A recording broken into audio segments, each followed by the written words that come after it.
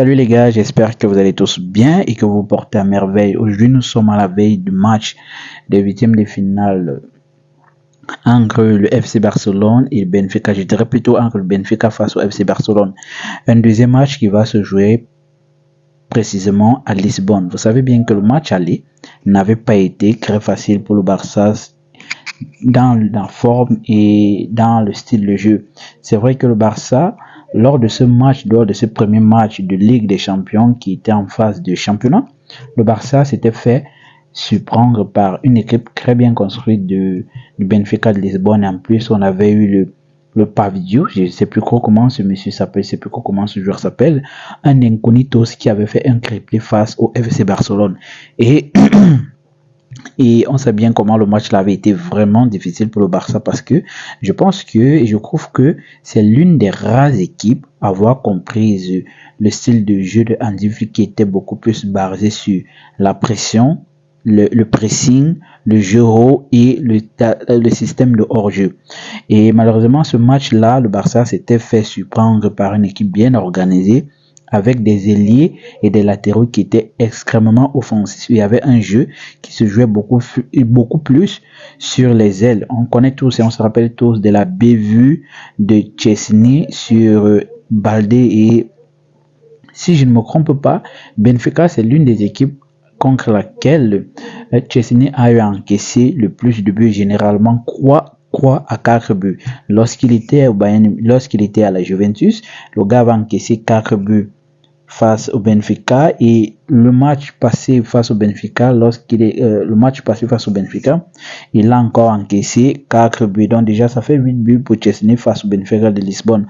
Alors je pense que c'est déjà dans un autre contexte un peu tout à fait différent, bien que le match face au Benfica de Lisbonne avait été le match et la victoire qui nous avait permis de totalement conserver notre place parmi les 8 premiers du classement et qui nous avait épargné totalement des barrages. Et félicitations Barça, parce que là en ce moment, heureusement qu'on avait eu un Rafinha qui avait éveillé son flot, ce qui lui avait permis de se placer pratiquement au bon endroit et faire des beaux gestes au bon moment, et qui nous avait donné la victoire pratiquement en dernière minute de jeu, en fin du match, et par son très beau but contre-attaque, crochet, frappe croisé, ce qui nous avait donné la victoire.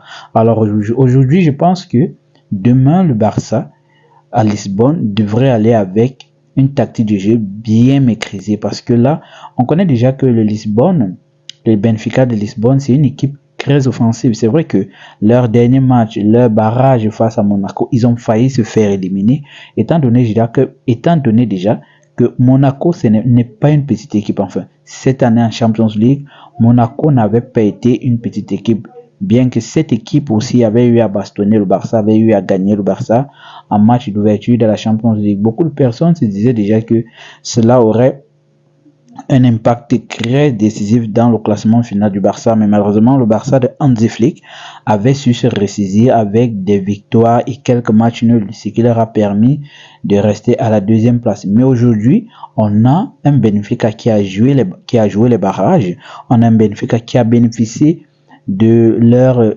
championnat afin de ne pas jouer le match le week-end et de bien se préparer pour recevoir le Barça. Et là, vous voyez bien que là-bas, les gars ont eu à aider leur équipe à pouvoir bien se préparer pour recevoir encore le Barça, pour ne plus perdre un match face au FC Barcelone. Mais aujourd'hui, nous aussi, nous allons au Benfica Lisbonne, pas avec l'intention de faire un match nul, pas avec l'intention de vraiment débuter le match comme cela avait été la fois dernière. On ne part pas avec l'intention de subir la pression des joueurs de Lisbonne, étant donné, vous savez bien que les matchs à l'extérieur ne sont pas toujours des matchs faciles, ce ne sont pas toujours des matchs abordés simplement. Il faut beaucoup de concentration, beaucoup de détermination et beaucoup d'efficacité, et enfin d'éviter au maximum des erreurs. Alors aujourd'hui, on a vu dans la conférence de presse d'avant-match qui était dont avec Hansi Flick et Pau Cubarsí, et ce qui m'a un peu plu avec l'intervention de Pau Cubarsí, c'est que le gars déjà il remercie le club de lui avoir permis d'être là, et il nous rappelle qu'il y a de cela 2 ans, on lui disait, et il s'imaginait en train d'être là. Et ça fait déjà 2 ans que Pao Koubarsi, si je ne me trompe pas, est au top niveau professionnel avec le Barça. Et là, il faut vraiment remercier Xavi. Moi, au départ, lorsque j'avais vu Pau Koubarsi, je n'étais pas très d'accord parce que je n'étais pas rassuré. Je me posais aussi la question, mais qui est encore ce joueur Pau Koubarsi? C'est vrai qu'au début, moi, je ne le trouvais pas trop serein, mais le gars a su me convaincre par sa qualité, par son tempérament de défenseur posé, propre dans le jeu, propre dans les interventions et propre dans ces passes tranchantes qui cassent les lignes parfois, qui sont perçues comme des passes décisives, comme des passes clés qui ont permis au Barça de mettre des buts. Et aussi, ils nous ont fait comprendre, en fait, durant la conférence de presse, Pau Koubarsi nous fait comprendre que l'absence de Angel Di Maria n'impacte vraiment pas trop le style de jeu de Benfica parce que bien évidemment le match allait, Angel Di Maria n'avait pas débuté, donc sa présence n'avait pas été vraiment, je dirais en fait que la présence ou l'entrée de Di Maria le premier match face au Benfica, c'était plutôt une entrée qui n'était pas très réussie. Et aujourd'hui, je ne vois pas vraiment un Benfica qui repose son jeu sur Angel Di Maria, bien que c'est un joueur de classe mondiale, c'est un très grand joueur avec une influence dans le jeu de son équipe et aussi face aux adversaires. Donc moi je pense que demain le Barça aura affaire à une équipe qui s'est vraiment entraînée et qui a vraiment étudié le style de jeu de Hansi Flick. Vous savez bien, il est très bon de rappeler encore une énième fois que le Benfica n'a pas eu à jouer le week-end et le Benfica a eu le temps de préparer ce match face au FC Barcelone. Cela montre déjà la détermination du championnat, la détermination de la Ligue portugaise de permettre à leur équipe, à leurs représentants d'aller chercher ou bien d'aller chercher une victoire à domicile face au FC Barcelone. Alors, que pensez-vous du 11 en grand du Barça? Alors moi je pense que demain, comme cela a été posé à Pau Koubarsi, avec quel défensif se sent le plus à l'aise? Bien évidemment, nous-mêmes nous voyons que Pau Koubarsi, avec Nico Martinez, se sent plus à l'aise en défense, étant donné qu'il a totalement joué toute la saison passée avec lui. C'est la raison pour laquelle il se retrouve déjà mieux synchronisé avec Pau Koubarsi. Alors, moi je pense que demain le Barça devrait être plus efficace et plus concentré et éviter au maximum des erreurs qui peuvent nous permettre d'encaisser des buts presque évitables comme la fois passée avec les erreurs ou l'erreur de Chesney qui nous avait créé un faux penalty qui avait été accordé au Benfica. La deuxième erreur qui avait été causée sur Baldé. Et l'une des erreurs, je dirais plutôt le CSC de Araro qui déjà, c'est vrai, on peut éviter les CSC, mais on peut aussi ne pas toujours éviter les CSC. C'est pas quelque chose de volontaire. Alors moi, je pense que demain, Hansi Flick, nous devrions avoir un 11 de départ totalement tranchant en fait. Un 11 de départ tranchant avec en défense centrale notre charnière, Pau Koubarsi et Nico Martinez. En latéral gauche, nous avons Alejandro Baldé, qui déjà c'est une très bonne chose parce qu'il s'est reposé le week-end. Et sur le côté droit, nous avons Jules Koundé. Alors, au milieu de terrain, en tant que les deux récupérateurs, moi personnellement, Marc Casado et Pedri, ou encore Pedri et Gavi. Bon, c'est vrai que présentement, moi je trouve que Gavi n'a pas trop cette idée de milieu offensif, il est plus défensif, il aide plus dans la défense que dans l'attaque.